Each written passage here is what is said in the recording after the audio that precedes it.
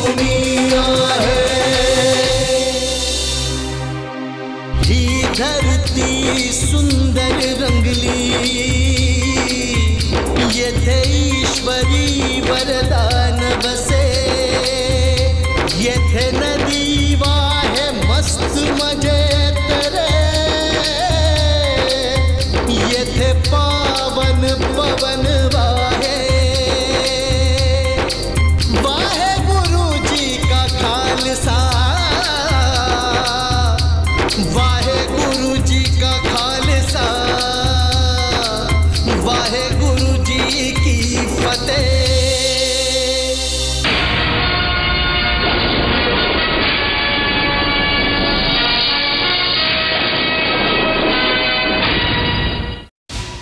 हे फिरंगी हरगिज हे नाही चाहणार की खालसा सरकारचा हा झेंडा सतलजच्या त्या पारही लहरेल। आमच्या साफ आणि स्पष्ट बोलण्याने चोट तर त्यांना लागलीच असे। आता बघायचे हे आहे की त्यांचा पुढचा कदम काय असेल। सरकार बस एवढंच चाहतात की उद्या जर का खुदा न खास्ता काबूल आणि लाहोरच्या दरम्यान जंग छेडली गेली तर तुम्ही त्यांच्या वतीनं दखलंदाजी नाही करणार। आपल्या दोस्तीची बुनियाद मजबूत करताना महाराजा रणजीत सिंग यांना पंजाबच्या तमाम सरजमीचे हाकिम कबूल करावे। मी तर आपल्या नौनिहाल मध्ये आलो आहे आणि हे सगळे तोफे मला नको आहेत। मी या फिरंग्यांना दाखवू इच्छितो की या इलाक्यात खालसा हुकूमत आहे, खालसा सरकारचं राज्य। आम्ही तर पाठवला होता दोस्तीचा पैगाम आणि त्यांनी जे केलं ते दुश्मनी होणं ठीक नाही। हे स्लॅपिंग ऑन आवर फेस, खुलेआम ऐलान करत आहे तो की सतलज पारचा किंग तोच आहे। मुबारक हो सरकार, फरीदकोट मुबारक हो। संपूर्ण शहर आणि किल्ल्यावर खालसांचाच कब्जा आहे। मुबारक हो, मुबारक हो, मुबारक हो। यावे साहेब सिंगजी, वेलकम। हे आपल्या फौजेला रस्ता देण्याकरता तयार आहेत। I warn you, this is the top secret. Ranjit सिंगला आपल्या मोमेंट बद्दल अजिबात कळलं नाही पाहिजे। दुश्मन आपल्या घरात शिरून बसला आणि तुम्ही सगळे झोपा घेत राहिला बेखबर। कोणाला कानोकान खबर पण नाही झाली। या इत्तला नाम्या जरिये आपणास ही इत्तला दिली जाते की कंपनी सरकार सतलजच्या या भागातल्या सगळ्या रियासतींना आपल्या हिफाजतीत घेत आहे।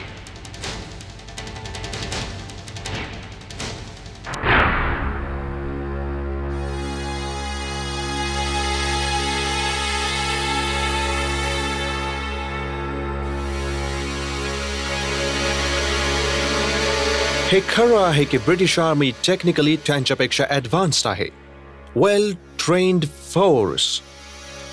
पण कोणत्याही प्रकारे आम्हाला त्यांच्या तयारीला हलक्या ढंगाने नाही घेतलं पाहिजे। आय वॉर्न, हालात कोणत्याही प्रकारे पलटू शकतात। Without using the word war, रणजीतने एक प्रकारे एलानी जंग केले आहे। आजूबाजूने प्रत्येक ठिकाणी मिलिटरीची मूव्हमेंट सुरू झाली आहे, ज्याची तादाद 1 लाखाहून कमी नक्कीच नाही असणार। They can go up to any extent. त्यांचा जोश आणि जज्बात आमच्या ट्रेनिंगवर भारी पडू शकतो। We have to prepare for any situation. Colonel Octoluni may be right, but I doubt. पण त्यांनी निळ्या लिबासमध्ये लपेटलेले अजीबो गरीब सिपाहींना दिल घाबरवून टाकणाऱ्या त्यांच्या जुनूनला पाहिले नाहीये। जरूरत पडली तर ते मौतच्या जबड्यात पण हात घालू शकतात। रणजीत भलेही अनपढ आहे, but he has a sharp intellect like knife. छोट्याशा मिस्टेकने आम्ही भारी मुसीबतमध्ये फसू शकतो।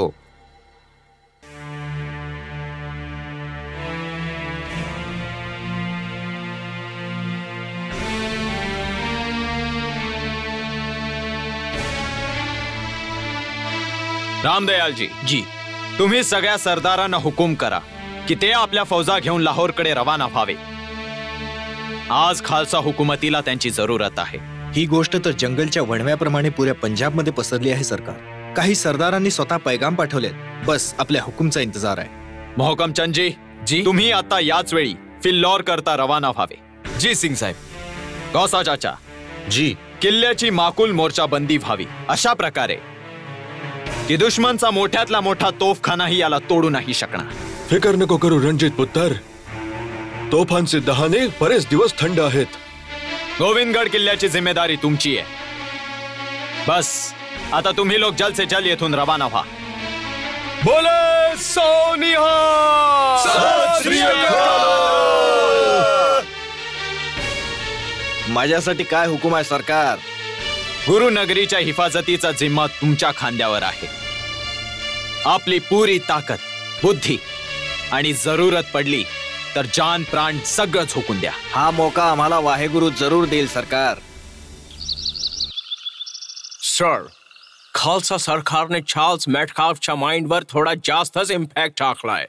He is impressed. Young man, she has been a guest of Punjab. You know, quite some time. त्यांच्या मेजबानीचे चर्चे आम्ही पण ऐकले आहेत. That's good. मौका तर आम्हाला सुद्धा मिळेल. Oh, really? We are damn good hosts. We are praising the enemies. हे पहा, हे होल लेटर त्यांच्या प्राईडने भरलं आहे. दुश्मन त्यांच्या नजरेसमोर आहे, पण तरी मोठ्या हुशारीने, लाईक अ गुड ऑफिसर, एक इम्पॉर्टंट मेसेज आम्हाला पास केलाय. We should not be overconfident. But confident is a key word, sir. Of course, Colonel. पण चांगल्या सोल्जरला जंगच्या मैदानामध्ये प्रत्येक संकटाचा सामना करण्याकरता तयार असलं पाहिजे. Well, time for the best. We should be ready to face the war. Sir, What happened? एक फार मोठी फौज सतलजच्या पार पोहोचली आहे. ते लोक तिथे टेंट लावत आहेत. दुश्मन आपल्या उंबरठ्यापर्यंत पोहोचलेला आहे. ही तीच वेळ आहे ज्याचा प्रत्येक सिपाहीला प्रत्येक क्षणास ध्यास लागलेला असतो. त्यांनी आपल्या धर्तीवर त्यांची वाईट नजर फिरवण्याची जरूरत केली आहे. त्यांनी पंजाबची शान आणि आपल्या आनला ललकारलेला आहे. आम्ही त्या ललकारण्याचा जवाब समशेरीच्या अशा टणकारने देऊ की ज्याची गुंज लंडन पर्यंत ऐकू जाईल.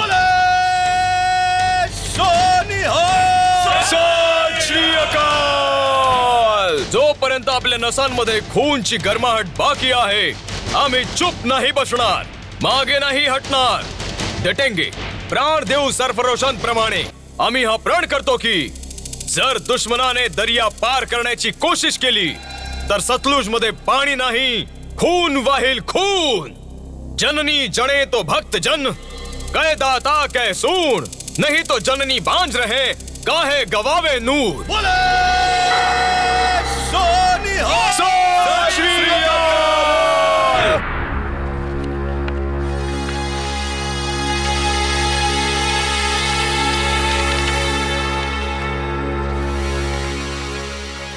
I hope this finds you in pink of your health. Company तुमच्या कामाला appreciate करते. You have done a good job. पण रणजीतची फौज खिल्लोरच्या पर्यंत पोहोचल्याने सिच्युएशन खूप सिरियस झाली आहे. पण तुम्हाला चिंता करण्याची जरूरत नाही. कर्नल ऑक्टोलोनीच्या मदतीने फोर्सेस पाठवत आहेत. हालात अजूनही आमच्या हातमध्ये आहे. हाच मौका आहे की आम्ही आमच्या इन्फ्लुएन्सला सतलज पर्यंत वाढवू शकतो आणि रणजीतच्या वाढत्या कदमांना हमेशा करता रोखू शकतो. तुला बातचीतमध्ये कडा रुख आजमावा लागेल. दिस इज अन ऑर्डर. जी पण किंमत मोजावी लागेल आम्ही त्याकरता तयार आहोत. पण आम्ही आमच्या पोझिशन पासून 1 इंचही मागे नाही हटू शकणार. आम्ही मुकाबला करता तयार आहोत.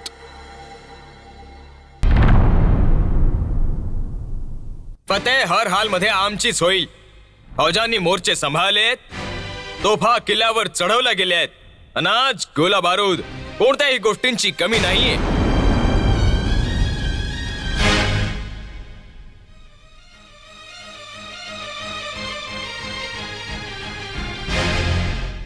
काय झालंय रामदयालजी?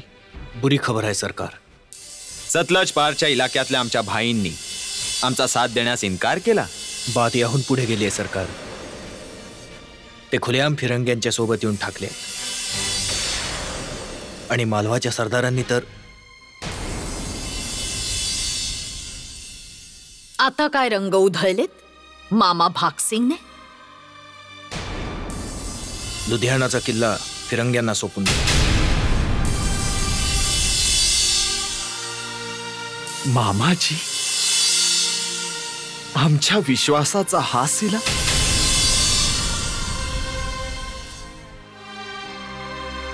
आमचा खंजर आमच्याच पाठीत. मी तर आधीपासूनच जाणत होते हे तर होणारच होता. तू बंदा पारखण्यात अजून बच्चा आहेस पुत्र. हा समय शिकवे शिकायतीचा नाहीये. अक्टोलोनी इंग्रजी तरीक्याने किल्ला बनवतोय आणि मालवाचे सगळे सरदार त्याच्या साथ आहेत. हे लोक हे पण नाही जाणत की हे लोक आपल्याच गुलामीच्या फरमानावर दस्तखत करत आहेत. कशाला त्यांच्या मातममध्ये वेळ बर्बाद करतो? जाऊ द्या त्यांना. अशा लोकांपासून दूरीच बरी. मोहकमच्या फौजा तुमच्या हुकुमाचा इंतजार करत आहेत. अकाली फुला सिंगची फौज सतलजच्या दर्याला इंग्रजांच्या मुंड्यांनी भरून टाकायला तत्पर बसलेली आहे. त्यांच्या तलवारींना जास्त काळ म्यानांमध्ये थोपवून नाही ठेवता येणार. तू ठीक बोलतोयस फतेसिंग. समशिरीची अशी चमक ज्याच्या चकाकीने या फिरंगींच्या डोळ्यांना अंधारी येईल. सिंग साहेब,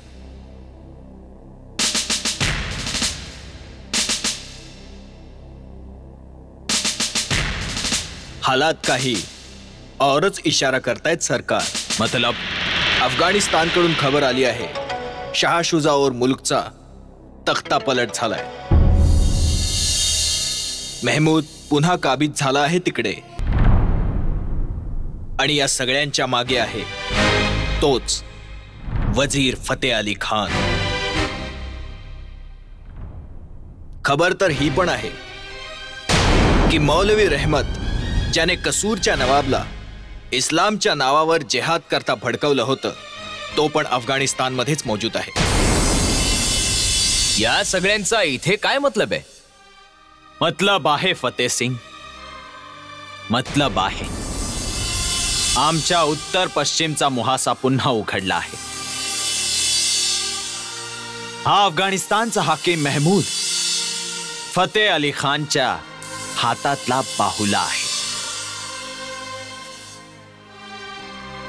हे सगळे मिळून आम्हाला आता शांत नाही बसू देणार. मगरिफ आणि मशरिक दोन्ही तोंड एक साथ उघडण्याचा खतरा आम्ही नाही घेऊ शकत. आम्हाला पुन्हा विचार करायला हवा. नव्या हालातवर नव्याने गौर करावा लागेल.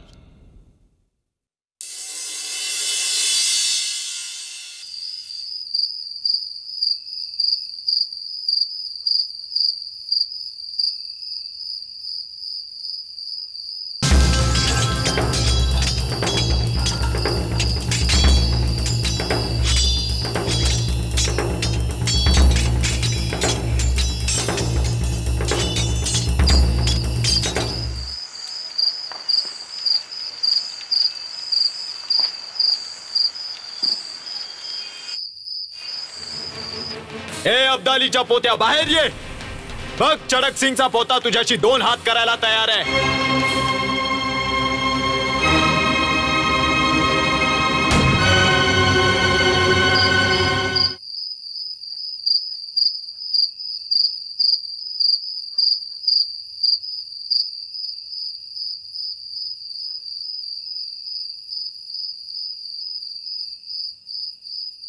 की मौलवी रहमत ज्याने कसूरच्या नवाबला इस्लामच्या नावावर जिहाद करता भडकवलं होतं तो पण अफगाणिस्तानमध्येच मौजूद आहे.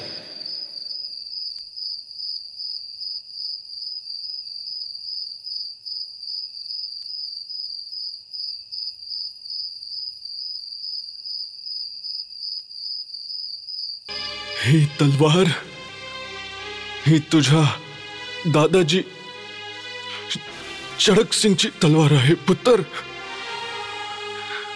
ते तर सांगायचे की की तमाम सिख रियासती खालसाच्या झेंड्याखाली एकत्र राहतील आणि खैबरचा दरवाजा हमलावरांच्या तोंडावर बंद करतील. मी या तलवारी बरोबरच तुला हे स्वप्नही देऊन जात आहे पुत्र.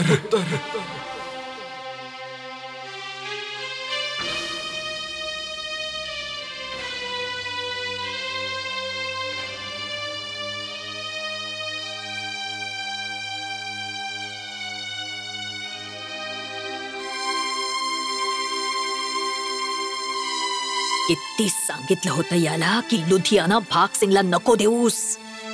भरवशाचा माणूस नाहीये. पण कोणी ऐकेल तर ना. आता लकीर दोपटून काय फायदा. वाहेगुरुची अरदास करूया. लुधियाना यावेळी माझ्याकडे असतं तर ही नौबत येती. मी ऐकलं आहे माईजी की हे फिरंगी खूपच ताकदवर आहेत. आजपर्यंत ह्यांच्या पुढे कोणाचाच टिकाव नाही लागला. काय आमची फौज जंगच्या मैदानात प्रत्येक जण जिंकण्याच्या इराद्यानेच उडी घेतो पुत्र. पण दस्तूर आहे की प्रत्येक वेळी कोणी ना कोणी हारतो जरूर. हारजीतची फिकर नाहीये. पण सिंग साहेबांच्या चेहऱ्यावर हा तणाव आता अजून नाही पाहला जात. या तणावाची वजह फिरंगी नाहीये. अफगाणिस्तानमध्ये तख्ता पलट झालाय त्यामुळे. त्या दिशेनेही महफूज नाही होता मी. दोन्हीकडून घेरलो गेलो आहोत. हे तुम्ही दोघींनी काय चेहरे बनवलेत का. जंग तर सिंगनी करता शगुन असतो. वाहेगुरु सगळं भलंच करतील. हा भलंच करतील. बहनजी थोडा आराम करून घ्यावा. ते तर अजून जागेच असतील. आमच्या डोळ्यात नींद कशी येईल. चल माझ्या बरोबर बघून येऊया.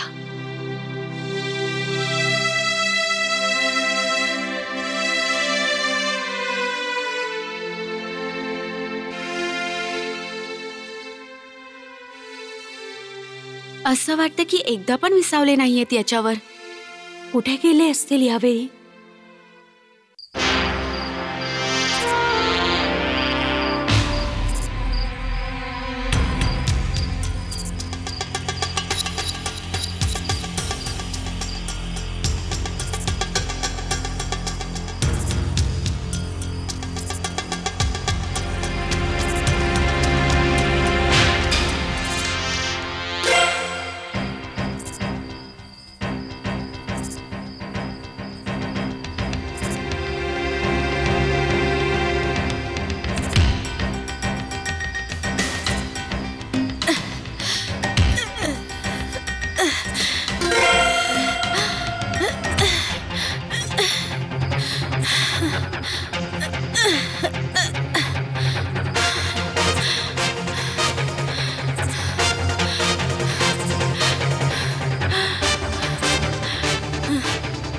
हे पुत्र माझा ऐक जरा.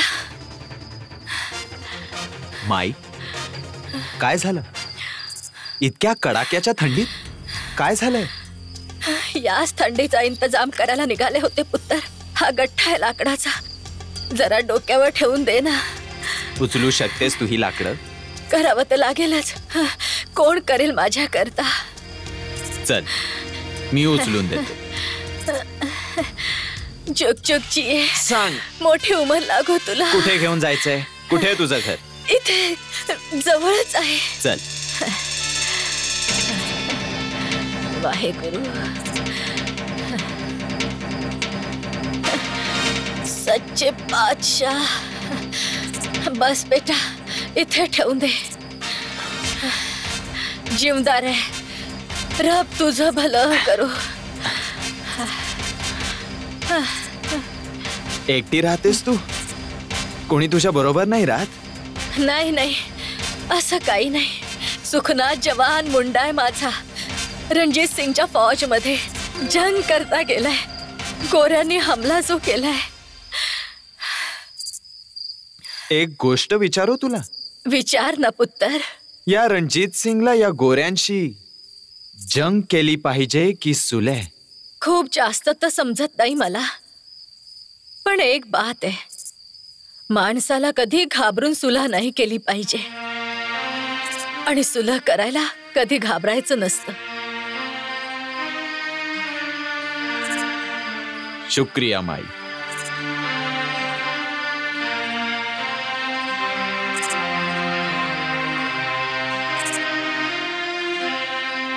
हे घे.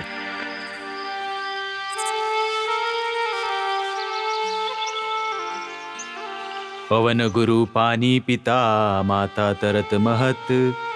दिवस रात दोय दाई दाया खेले सबल जगत. चंगे आईया बुरे आईया वाचे कर्म हुदूर. कर्मी आपो आपणी के नेड़े के दूर. जिन्नी नाम ते आया गए मसक्कत काल. नानक ते मुख उजले कहती छुट्टी नाल. नानक ते मुख उजले कहती छुट्टी नाल. वाहे गुरु जी का खालसा, वाहे गुरु जी की फतेह. हे सच्चे पातशाह, मेहर करी जैसी हमेशा करत आला आहेस. या धुक्यातून निघायला मार्ग दाखव. आपल्या या सिखाला वक्त बख्श, बुद्धी बख्श, ताकि तो या फैसल्याच्या घडीत सही निर्णय घेऊ शकेल. आज तुझ्या या बंद्याचा इम्तिहान आहे. वाहेगुरु डोर तुझ्या हाती आहे.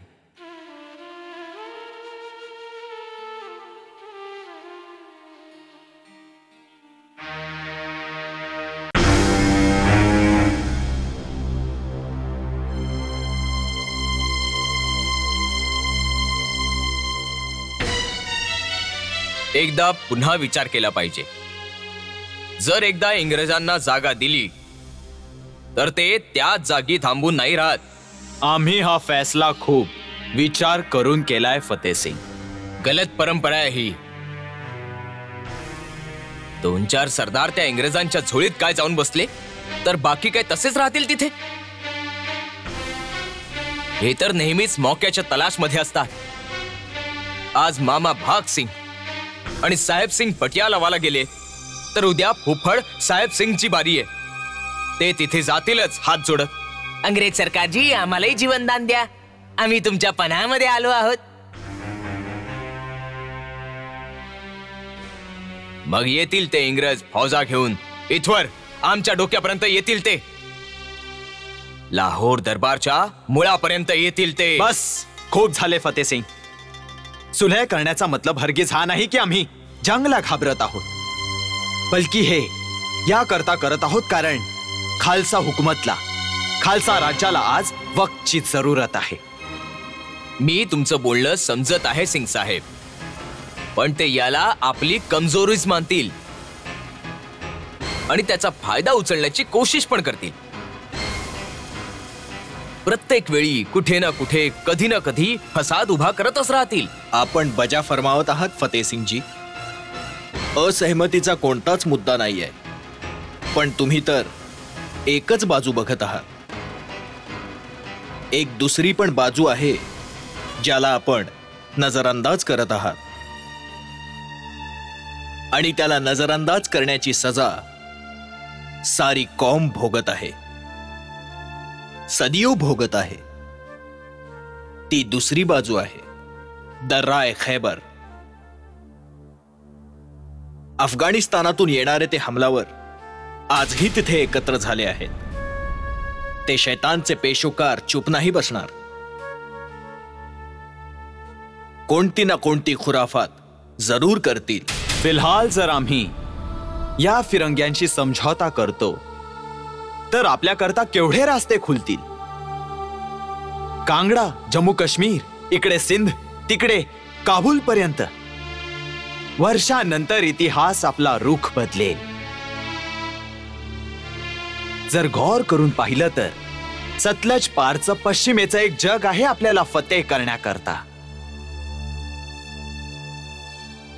आम्ही आपला परचम लहरावत खालसा हुकुमतीच्या नैमतच्या बरकतीला लोकांपर्यंत पोहोचवू शकतो.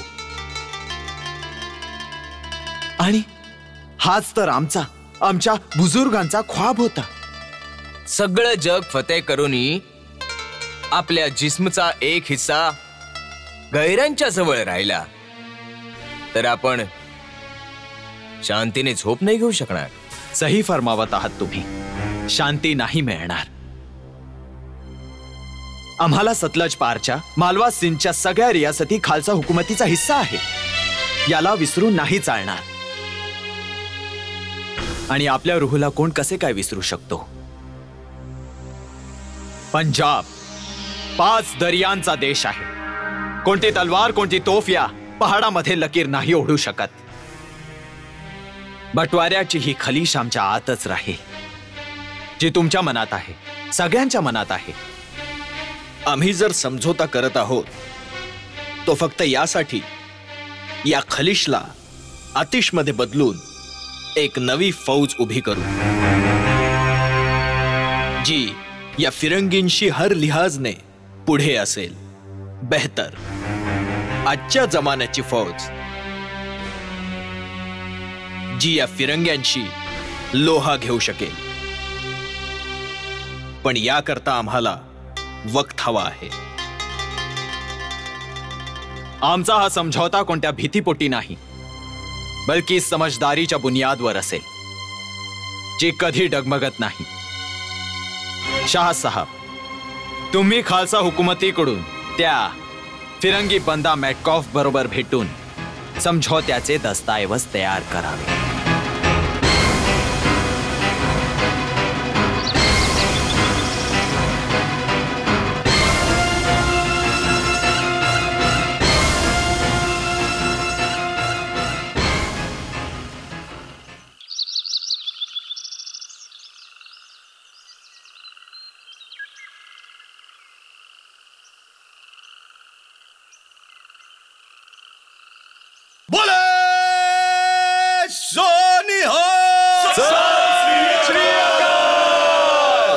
अखेर जंगची घटका टळली. युद्धाचे ढग उडून गेले. दोनही पक्ष आपली आपली जिद्द सोडून समझोत्याच्या मार्गावर येण्याकरता राजी झाले. 25 एप्रिल 1809 शके विक्रम संवत 1865च्या रोजी ब्रिटिश ईस्ट इंडियाची सरकार आणि महाराजा रणजित सिंग यांच्या खालसा हुकुमतीमध्ये एका संधीवर दस्तखत झाले. या संधीच्या अनुसार रणजित सिंगने सतलजच्या पूर्वेकडील इलाक्यावर कंपनी सरकारच्या प्रभुत्वाचा स्वीकार केला, ज्याच्या बदल्यात कंपनी सरकारने दर्याए सतलुजला आपली सरहद मानून कधीही सतलजच्या पश्चिमी इलाक्यामध्ये कोणत्याही प्रकारची दखलंदाजी नाही करण्याचे मान्य केले. यामुळे मुल्कचा पश्चिमी इलाका आणि दर्राए खैबर पासून अफगाणिस्तानकडे सरकणाऱ्या सगळ्या वाटा खालसा फौज करता उघडल्या गेल्या. 30 मे 1809च्या दिवशी गव्हर्नर जनरल लॉर्ड मिंटोने आपल्या काउन्सिलमध्ये या समझोत्याला आपली मंजुरी दिली. इतिहासात याला अमृतसर संधी म्हणून ओळखले जाते.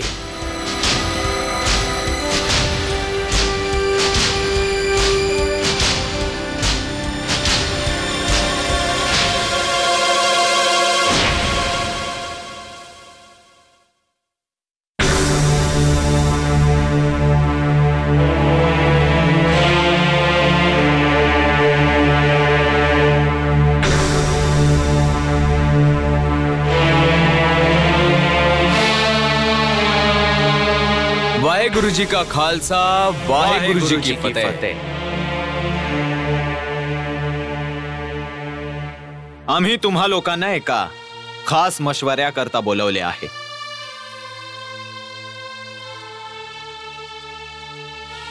काय बात आहे दिवाणजी, काही परेशान दिसत आहात? तुमच्या डोळ्यात काही नाही सिंग साहेब, बस एक मुकद्दर पासून गेलाय। या फिरंग्यांची 2-2 हात करण्याचा एक आणखीन मौका निसटून गेला। या गोष्टीचं दुःख तर सगळ्यांनाच आहे। खडक खांदे सगळे तिथल्या तिथे राहिले। तलवारी म्यानांमध्ये तापत राहिल्या आणि तहान भागवायचा मौकाच नाही मिळाला। हसरती दिल मध्येच राहिल्या। अरे तुम्ही तर असं काही बोलत आहात जसं काही सगळं संपून गेलं आहे, आता काही उरलंच नाहीये। आम्ही आमच्या तलवारींना म्यानमध्ये ठेवलं जरूर आहे, पण याचा हा मतलब कधीच नाही की आमचं रक्त थंड झालंय। आम्ही शिकस्त मंजूर केली आहे। फिरंग्यांची हुकूमत या मातीवर आपल्यापैकी कोणीही प्राण देऊनही बर्दाश्त नाही करणार। आज नाही तर उद्या कधीतरी तर खालसा सरकारच्या फौजेला त्यांच्याशी टक्कर घ्यावीच लागेल। त्या फिरंग्यांचा गुरूर चूर तर करावाच लागेल। आणि आम्ही त्याच दिवसाकरता तुम्हाला इथे बोलावलं आहे। आम्हाला जंगचे नवे तौर तरीके शिकावे लागतील, ते बारकावे सगळं काही शिकावं लागेल। या फिरंग्यांचे अनुशासन, त्यांच्या कवायतीचे तरीके, आणि दानिशमंद तोच असतो जो दोस्ताकडूनच नाही तर दुश्मनांकडूनही सीख घेतो। हुकुम सिंग जी, तुम्ही जाणताय फिरंगींच्या फतेहचे राज? का ते प्रत्येक वेळी प्रत्येक मोर्चावर फतेह हासिल करतात? त्यांची पैदल फौज। युरोपमध्ये आजकाल पैदल फौजचा बोलबाला आहे, त्याचं चलन आहे। तसेही घोड्या बगैर जमिनीवर टेकून निशाणा लावणं खूप आसान आहे। पण खालसा हे स्वीकार नाही करणार। हे आमच्या परंपरेच्या खिलाफ आहे। बिना सवारीचे लढणे आमच्या शानच्या खिलाफ आहे। आम्हाला बदलावे लागेल, कारण वक्त इंतजार नाही करत। पण जेव्हा शीख सिपाहींना याची जरूरत स्वतः समजेल तेव्हाच हा फैसला त्यांच्यावर मुकम्मल केला जाईल। आमच्या फौजेत नवे सिपाही भरती करा, त्यांना नवीन तरीके शिकवा, आणि मी चाहतो की या गोष्टीवर जल्द से जल्द अमल हो। जी सिंग साहेब, बरेचसे असे काबिल फौजी जर्नल आहेत जे पूर्वी फ्रेंच आणि फिरंगी फौजेत राहिले आहेत, पण आता ते आपल्या बरोबर येऊ इच्छित आहेत। मी पण तर हेच चाहत आहे। जल्द से जल्द त्यांना खालसा हुकुमतीत शामिल केले पाहिजे। आणि गौसा चाचा, तोफखान्यांच्या तोफांना देखील आम्हाला नव्या प्रकारे तयार केले पाहिजे। तेजी आणावी लागेल त्यांच्या तोफांचे आकार पण असे झाले पाहिजे ज्यामुळे त्यांना ओढण्यात आसानी हो। भलेही पूरबचा दरवाजा सध्या आमच्या करता बंद झालाय, पण 3 अजून उघडे आहेत, आणि याचा फायदा आम्हाला उचलायलाच हवा, वरना इतिहास आम्हाला सदैव कोसत राहील।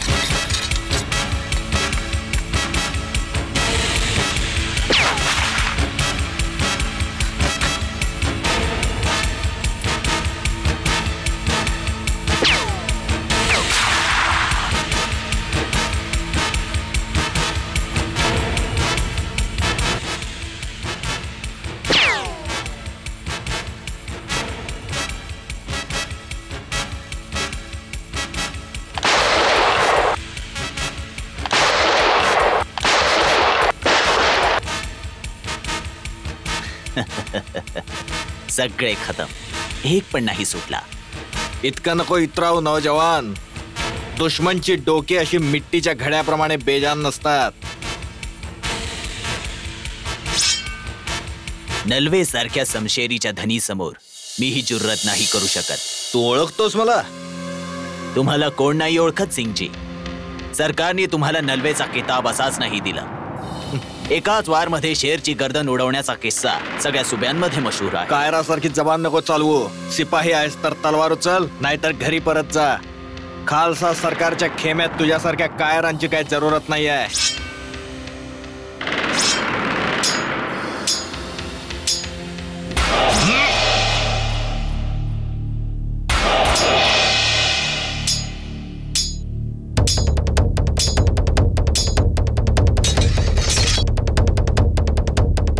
काय रे, बस एवढ्यात हार मानलीस?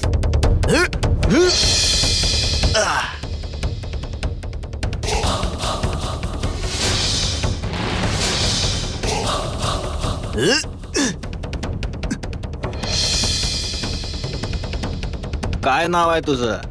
मुनव्वर अली पंजाबी. आज मी एक गोष्ट शिकलोय तुझ्याकडून. कधी दुश्मनच्या चेहऱ्यावरून नजर नका हटू देऊ आणि स्वतःवरती इतके नका इतराव. कुठून आलायस?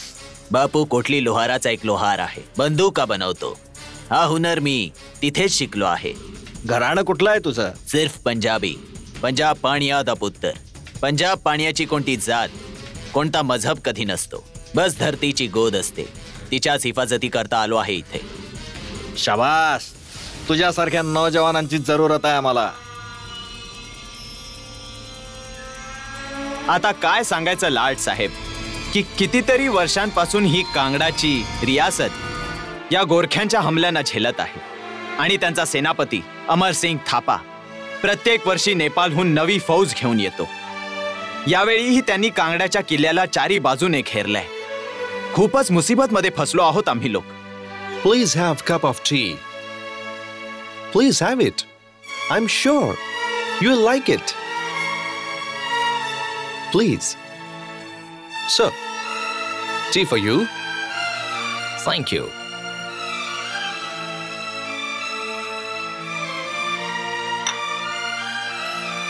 पण आम्ही तुमच्याकरता काय करू शकतो फतेहचंद? आम्ही तुमच्याकडे मदतीच्या उमेदीने आलो आहोत. बस तुम्हीच आमची अखेरची उमेद आहात. त्यासाठी जी काही किंमत द्यावी लागेल, कांगडाची रियासत द्यायला तयार आहे. बस तुम्ही जे सांगाल ते आम्ही करायला तयार आहोत. बस एकदाच. संसारचंदची मदत करून आम्हाला खुशी झाली असती, पण आम्ही मजबूर आहोत. आम्ही तुमच्या शरणात आलो आहोत. कांगडाचे महाराज संसारचंद तुमचे हे एहसान कधी नाही विसरणार. आम्हाला अफसोस आहे की तुमचा इलाका सतलजच्या दुसऱ्या पलीकडे आहे, टुवर्ड्स द वेस्ट साइड. आम्ही तुमच्याकरता काय नाही करू शकत, कारण की आम्ही तुमच्याकरता रणजित सिंगची दुश्मनी नाही घेऊ शकत. जर तुम्हाला मदत हवी असेल तर तुम्हाला रणजित सिंगकडे जावं लागेल.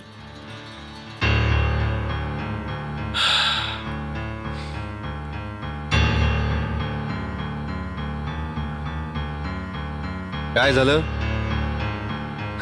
त्यांनी नाही म्हणलं? तुम्ही ठीक तऱ्हेने कोशिश नसेल केली. सगळं करून पाहिलं मी.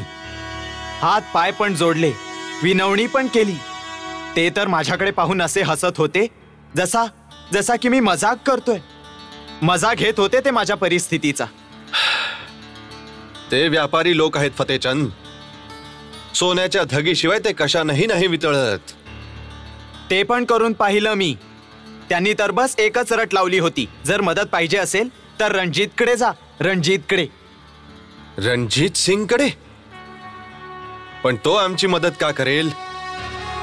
त्याच्याशी तर आमची पुराणी दुश्मनी आहे.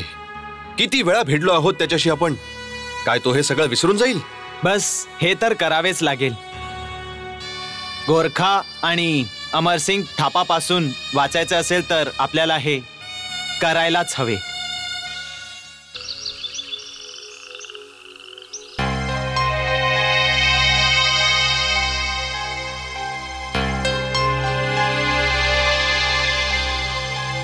जर तुम्ही कांगडाचा किल्ला आमच्या हवाली कराल तर आम्ही तुमची मदत करण्यास तयार आहोत.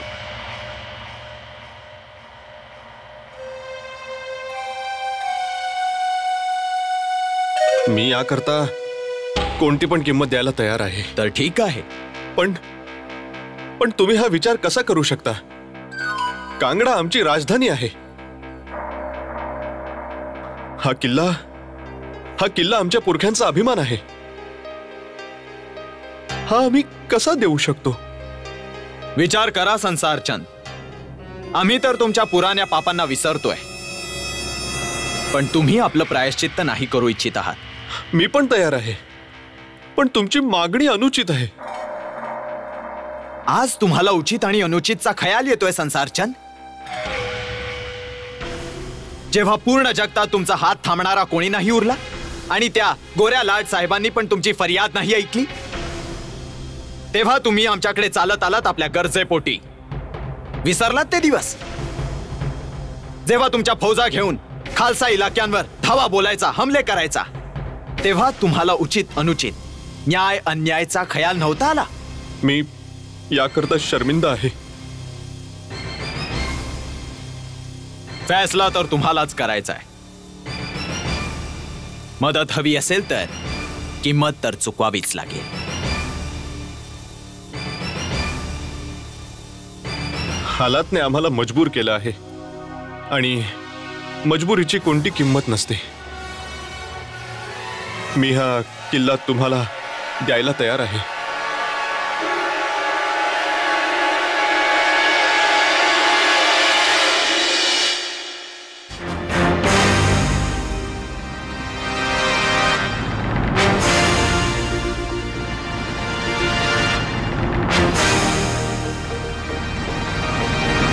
ही धरती सुंदर रंगली,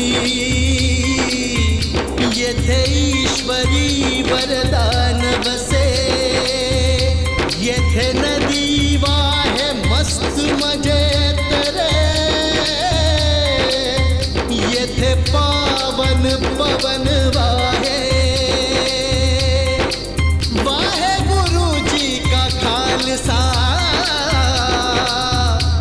वाहे गुरुजी का खालसा, वाहे गुरुजी की फतेह.